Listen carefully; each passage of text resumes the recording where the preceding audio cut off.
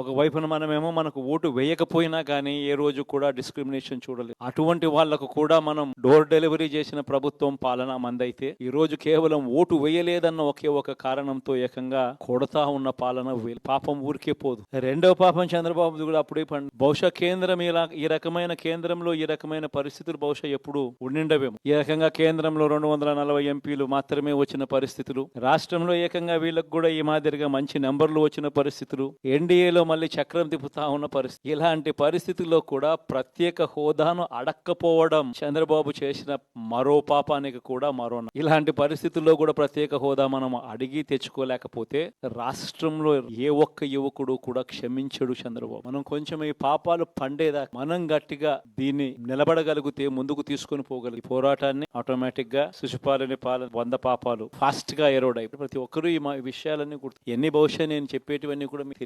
తెలియనేటివి కాదు. కేవలం నేను మీ అందరికీ గుర్తు మాత్రమే చేస్తాను. కష్టాలు రావడం అన్నది సర్వసహజం. కష్టాలు ఇలా మనం ఎదుర్కొని నిలబడడం అన్నది మన చేతుల్లో ఉన్న గుర్తు పెట్టుకోమని మీ అందరితో కూడా శాసనసభలో చట్టసభలో మీ సభే అన్నిటికన్నా ముఖ్యమైన సభ.